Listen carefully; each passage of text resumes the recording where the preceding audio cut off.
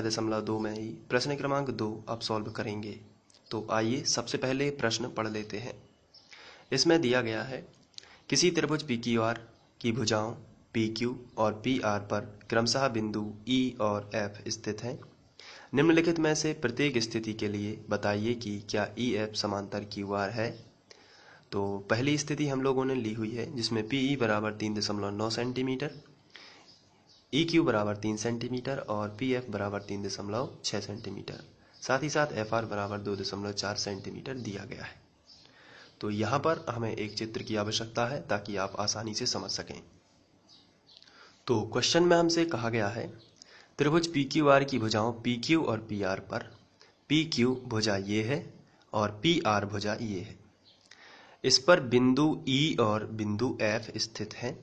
तो आप यहाँ पर देख सकते हैं कि PQ पर बिंदु E स्थित है और PR पर बिंदु F स्थित है। तो प्रत्येक स्थिति में बताना है कि क्या EF समांतर है QR। तो यहाँ पर EF जो है, अगर हम E को F से मिला दें तो EF QR के समांतर तब होगी जब PE बटे EQ और PF बटे FR दोनों बराबर होंगे। कहने का मतलब ये है PE बटे EQ बराबर होना चाहिए PF बटे FR। अगर ये बराबर हैं तब ये वाली भुजा जो EF है वो QR के समांतर है, और यही हमें बताना है प्रत्येक स्थिति में, जिसमें से पहली स्थिति में हमें ये चारों मान दिए गए हैं और हमें बताना है कि अगर इसके बटे में ये किया जाए और इसके बटे में ये, तो क्या बराबर हैं कि नहीं, ये हमें बताना है। तो बहुत ही सिंपल है, आइए सॉल्व करते हैं। तो इसमें सबसे पहले तो जो हमें दिया गया है वो हम क्वेश्चन में एग्जाम में जो हमें दिया गया है हम उसी को लिख लेते हैं। तो ये हमें मान दिए गए हैं। अब हमें इनका अनुपात निकालना है। तो चलिए चित्र में देख लेते हैं कौन कौन से अनुपात निकालना है। तो यहाँ पर PE बटे EQ निकालना है, PE बटे EQ। चलिए निकाल लेते हैं। तो हम लिखेंगे PE बटे EQ बराबर PE का मान कितना है 3.9। तो हम यहाँ पर रखेंगे 3.9 बटे EQ का मान कितना है 3। चलिए कैंसिल करते हैं। 3 एकम 3, एक बार गया, और तीतर 9, 3 बार गया। ये एक अंक बाद दशमलव वापस से रख देते हैं। तो ये आया 1.3। अब इसके बाद हम PF बटे FR निकाल लेते हैं। तो यहीं से स्टार्ट कर लेते हैं। PF बटे FR आप चित्र में देख सकते हैं, PF बटे FR। चलिए PF का मान बताइए कितना है 3.6 और FR कितना है 2.4। चलिए कैंसिल कर लेते हैं इनको। तो अगर इसको दशमलव हटा दें, क्योंकि एक अंक बाद यहाँ पर भी दशमलव लगा है और एक अंक बाद यहाँ पर भी दशमलव लगा है, तो दोनों दशमलव कैंसिल हो जाते हैं। मैंने पहले भी आपको बताया है।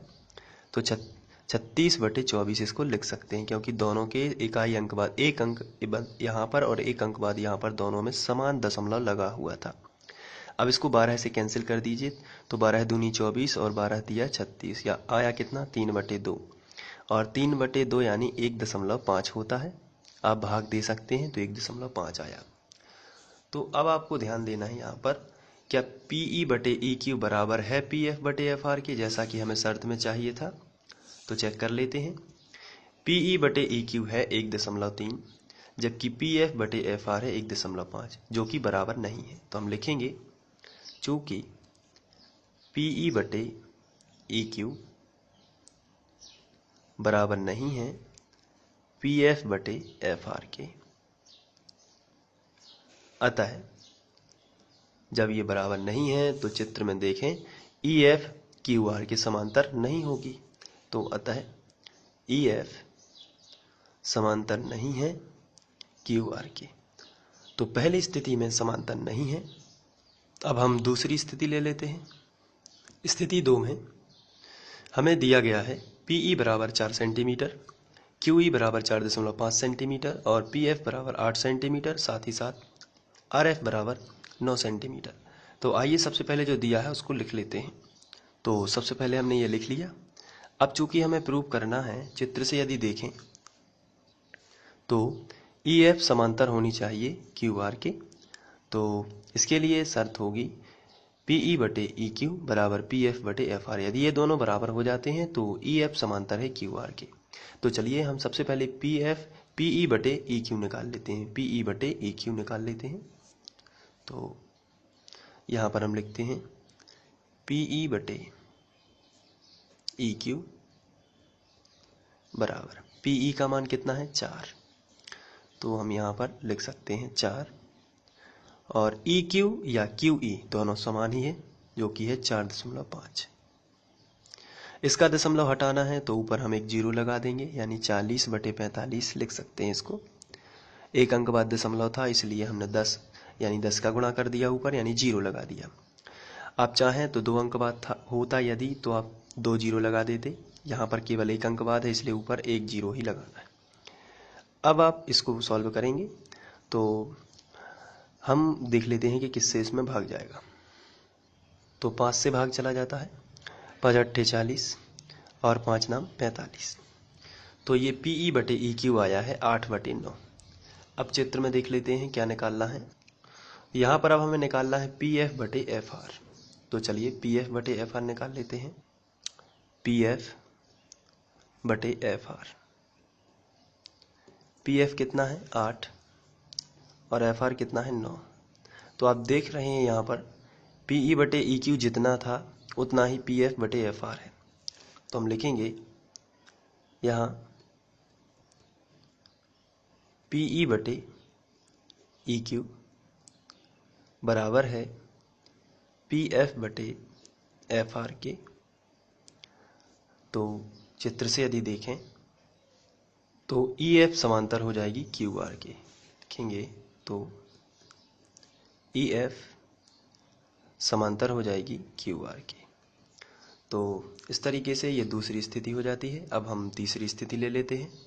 इसके बाद हम लोग स्थिति थर्ड ले लेते हैं जिसमें दिया गया है पी क्यू बराबर 1.28 सेंटीमीटर, पी आर बराबर 2.56 सेंटीमीटर और पी ई बराबर 0.18 सेंटीमीटर, साथ में पी एफ बराबर 0.36 सेंटीमीटर।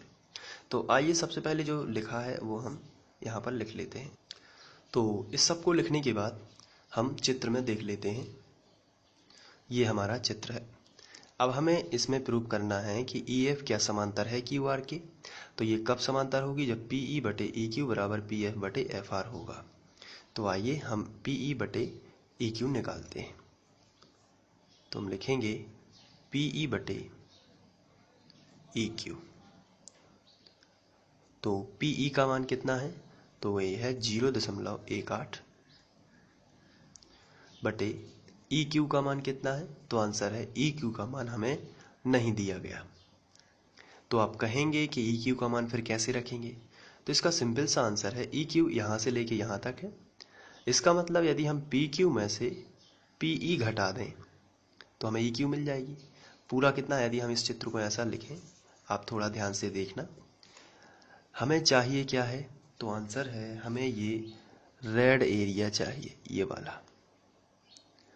तो इसके लिए हम यदि पूरी पी क्यू में से इतना हिस्सा काट दें तो क्या होगा, तो हमें ई क्यू मिल जाएगा। जैसे हमें चाहिए क्या है ई क्यू, तो हमें इतना हिस्सा चाहिए, तो हम पूरे हिस्से में से यानी पी क्यू में से क्या कट कर देंगे, इसको पी ई को कट कर देंगे तो हमें क्या मिल जाएगा ई क्यू। तो हम ई क्यू प्राप्त करने के लिए क्या करेंगे, पूरा जो पी क्यू है इसमें से काटना क्या है, यानी माइनस क्या करना है पी ई, तो इसको हम माइनस करेंगे। बहुत ही सिंपल था। तो 0.18 ज्यों का त्यों। साथ में आपको क्या करना है, पी क्यू का मान देखना है कितना है। अब पी क्यू का मान हमें दिया गया है 1.28, माइनस लगा है तो माइनस, पी ई का मान भी हमें दिया गया है 0.18। तो ये हमने कर लिया। अब इसको और आगे सॉल्व करेंगे तो यहाँ बराबर के नीचे बराबर लगा लेते हैं, 0.18 ज्यों का त्यों। अब 1.28 में से घटाना है 0.18, तो आइए रफ में घटा लेते हैं। तो हम यहाँ पर लिख लेते हैं 1.28 और यहाँ पर लिख लेते हैं 0.18। चलिए घटाते हैं।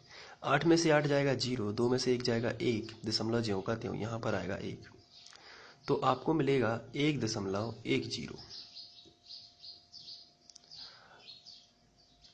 अब मैंने आपको बताया था कि दशमलव यदि समान अंकों बाद हो तो उसको हटा देते हैं। अंश में आप देखिए दशमलव 2 अंक बाद है और हर में भी दशमलव 2 अंक बाद है, तो इन दोनों को आप दशमलव को दोनों संख्याओं से दशमलव को हटा सकते हैं, तो आप इसको लिख सकते हैं 18/110। इस तरीके से आप इसको लिख सकते हैं।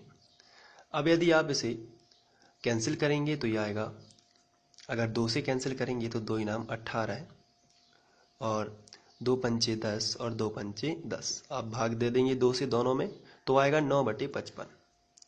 तो ये क्या है, ये है PE/EQ, तो आप यहाँ पर लिख सकते हो।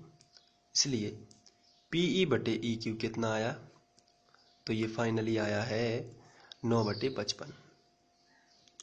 अब हमें चित्र में वापस चलना चाहिए। हमने PE/PQ निकाल लिया है, अब हमारी बारी है PF/FR निकालने की। तो चलिए PF/FR और निकाल लेते हैं। तो यहाँ पर हम हेडिंग डालेंगे PF/FR। PF देख लेते हैं दिया गया है क्या, तो देख लेते हैं। PF हमें दिया गया है कितना, 0.36। तो हम यहाँ पर लिख लेते हैं PF जो दिया गया है वो है 0.36 और FR जो है वो हमें नहीं दिया गया है। लेकिन हम चित्र में यदि देखें तो हम FR का मान निकाल सकते हैं जैसा हमने EQ का निकाला था। इसके लिए हम मान लेते हैं कि हमें FR चाहिए, यानी ये रेड एरिया चाहिए।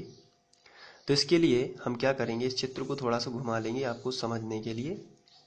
और ये रेड एरिया है तो हमें इतना कट करना पड़ेगा, लेकिन कितने में से, पूरे में से। PR में से यदि आप PE कट कर दो, PF यदि कट कर दीजिए, किस में से, PR में से, यानी पूरे में से आप यदि PF कट कर देंगे तो आपको मिलेगा FR। तो ऐसा ही हम लिख लेते हैं PR माइनस PF, तो मिलेगा क्या, FR। PR माइनस PF, इतना कट करेंगे तो रेड एरिया मिल जाएगा, PR माइनस PF। तो हम यहाँ पर लिखेंगे PR माइनस PF। चलिए अब हम इनको रख देते हैं। 0.36 PR कितना दिया गया है, तो हम देख लेते हैं PR कितना दिया गया है। PR है 2.56, तो हम यहाँ पर लिखेंगे 2.56 माइनस PF भी देख लेते हैं कितना दिया गया है। PF दिया गया है 0.36, तो यहाँ पर हम लिखेंगे 0.36। चलिए अब इन दोनों को घटा लेते हैं रफ में। तो यहाँ पर 2.56 माइनस करना है 0.36, 6 में से 6 चले जाएंगे तो 0, 5 में से 3 नहीं आया तो 2 दशमलव यहाँ पर 2 है। तो आपको मिला ऊपर का ज्यों का त्यों 0.36 बटे यहाँ पर आपको मिलेगा 2.20। तो यहाँ पर भी 2 अंक बाद दशमलव है, यहाँ पर भी 2 अंक बाद दशमलव है। तो मैंने आपको बताया था कि ये दशमलव हम लोग हटा सकते हैं, क्योंकि समान अंक बाद है, दोनों के बटे में 100 आएगा जो कि कैंसिल हो जाएगा। तो 36/220 आपको मिला। अब यहाँ पर आपको भाग देना है और ऐसी संख्या चुननी है जो कम से कम इन दोनों में आए। तो यदि हम इसको 4 से डिवाइड करें, 4 नाम 36 और 4 पंचे 20, फिर से 2 बचा, हो गया 20, 4 पंचे 20, तो ये आया 9/55।